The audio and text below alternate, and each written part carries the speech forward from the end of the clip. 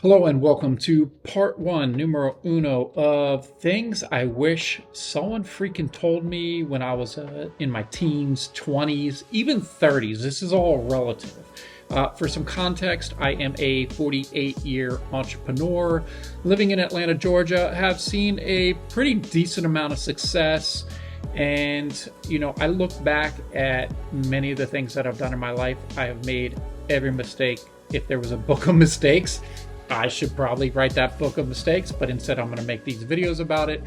And I like to look back at certain things that I wish people had told me about. I think about people oh, why didn't your mom or dad really tell you about this? I don't think most people's moms or dads, they grew up in a time where they knew about a lot of things, where we have unlimited information. So I wanted to create a series while I'm thinking about different ideas of, dang, why didn't someone tell me that when I was growing up? Whether it was, my mom, a family member. It's just one of those things where most people can see you going down a path. And what I like to say, that's that gravel path. And, if someone tells you some certain things about hey, I see you going down this path, but if you do it this way or make some slight changes, you can go down this other path and it's much smoother. So I asked Marianne, who is my girlfriend's sister, hey, Marianne, I got to record a video today. What should I talk about? And she said stocks, which, I'm not here to give financial advice. But I do talk about stocks a lot, and I do talk with some of my friends and some of the other younger people that are in my life about certain aspects of life that I think would benefit them. And one of it is stocks. Now, the US stock market, it's a little crazy. I understand there's plenty of ups and downs. And the problem I believe with today's generation and the younger generation is they're looking at things on a day-to-day instead of something year to year. Now, if you look at day to day, it is going to be like riding a roller coaster mentally every single day, especially if you are new to investing. And a lot of people will say, well, Mikey, I don't have the money to invest. I get that. My niece, I am getting her involved in investing. And moving forward, I told her, I said, hey, I'm not buying you physical things. I've bought her some really cool gifts over the last few years, from MacBooks, Apple Watches, all sorts of other things. But moving forward, I want to teach her how to invest and build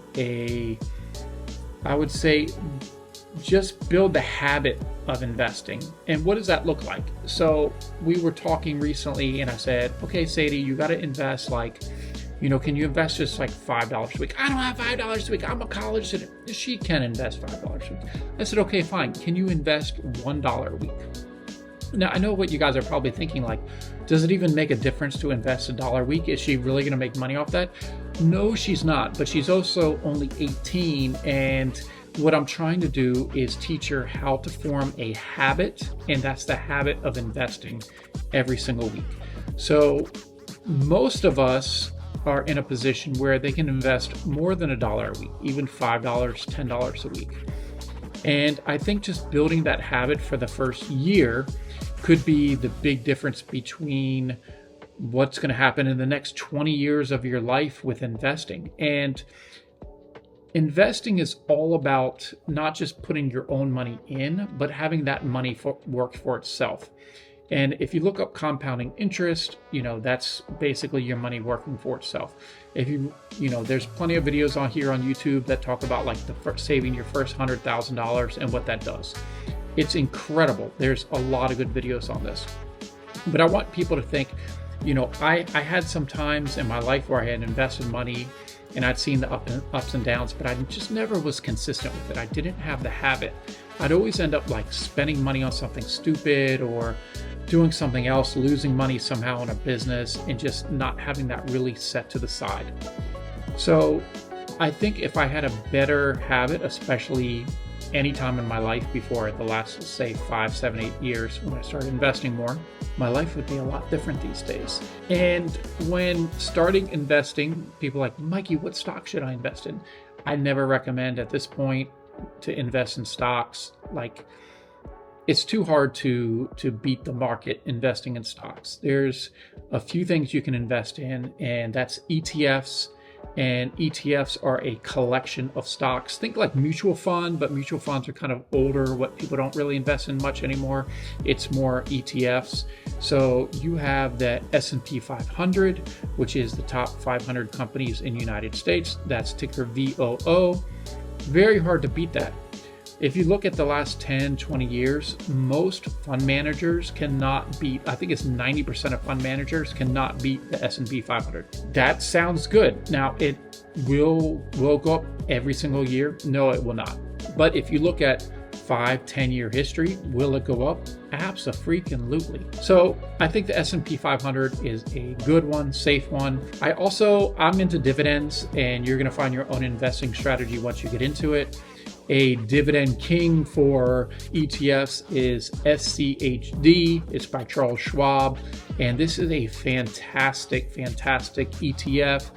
It's not going to move up and down as much as the S&P 500, and it pays a nice dividend, usually around 3.5%, which, if you invest today, it's going to be something called yield on cost, meaning if you invest $100 today, it's 3.5%, but in a few years, that dividend rate is going to continue to increase, the dividend amount is going to continue to increase.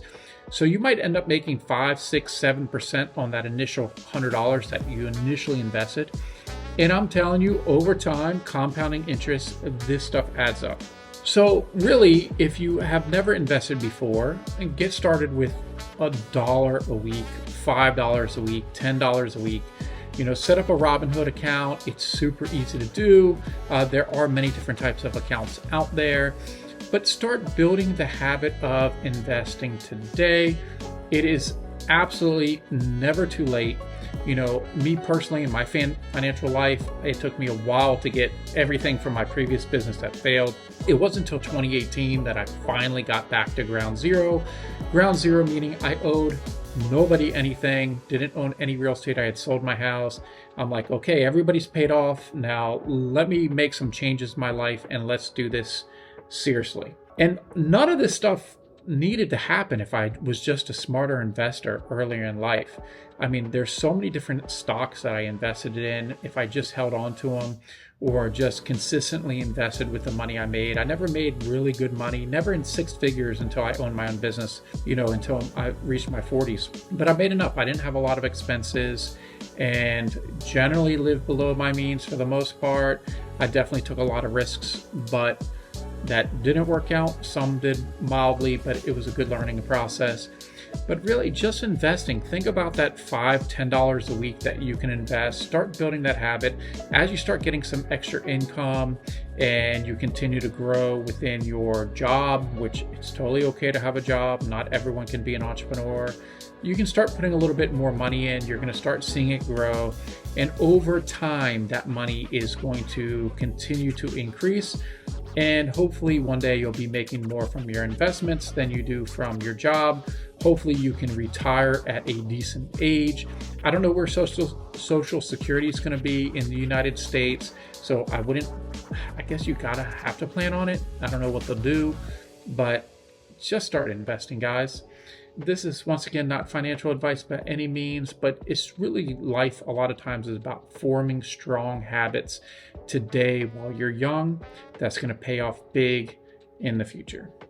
That's it. So this is one of the things that I wish someone told me and really got on my about in my teens, 20s, and 30s.